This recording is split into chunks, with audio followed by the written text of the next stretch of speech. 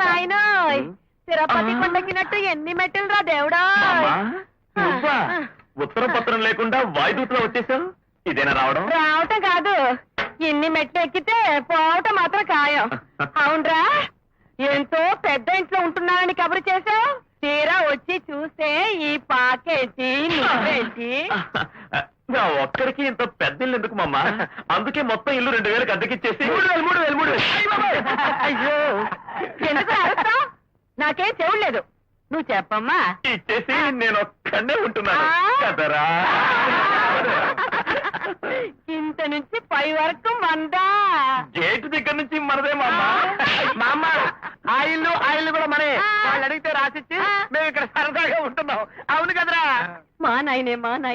అవునరా, నీ ఒక్కడికి ఇంతమంది పని వాళ్ళు ఎందుకురా?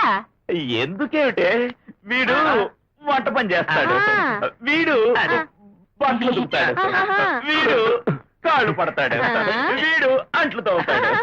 మరి ఈ గాడిదెవరు? ఈ పరివాళ్ళకంతా పరివాడు కదరా. వస్తున్నాడు అసలు అన్న జైలు కిందకి వెళ్ళినా అన్న డిఎస్పీ కొడుకుని కొట్టిండు. తప్పుకోబే. బాల్తో కొడతావరా నన్ను? నేను ఎవరు తెలుసా? చంపేస్తానరే. రేయ్, నా కొడుకునే బుక్ చేసి లోపల అన్నా మినీ హ్యాపీ రిటర్న్స్ అన్నా. మినీ హ్యాపీ రిటర్న్స్ ఏందిరా? నేను వస్తుంది జైలు నుంచి, స్విట్జర్లాండ్ నుంచి కాదు. అన్నా మన బస్సు రెడీగా ఉంది, ఊరికి పోదాం పద.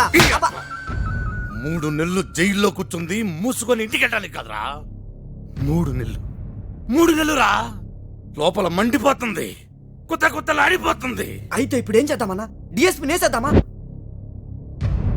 డిఎస్పీని కాదురా,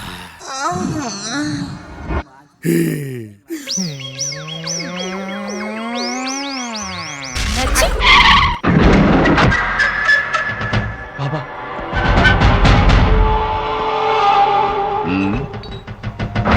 వీడు బాబానా?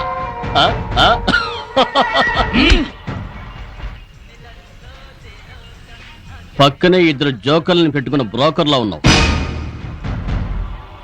నువ్వు బాక్సర్ బాబావా? చల్బే.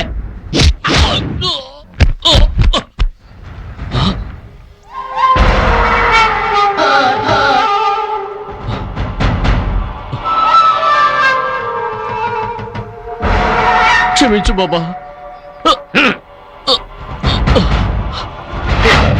బాబా, ఎల్ఐసి లేదు కాబట్టి బతికిపోయాం. మర్యాదగా డబ్బులు కట్టు.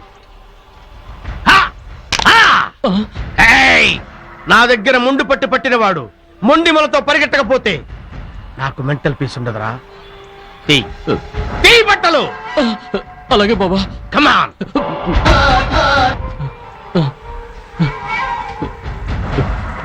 ప్యాంటిప్పు.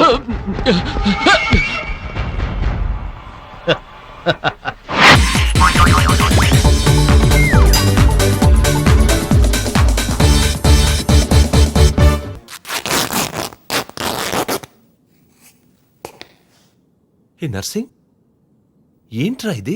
పెళ్లి సూట్ అన్నా. పెళ్లి సూటా? పెళ్లి సూటా? పెళ్లి సూటా?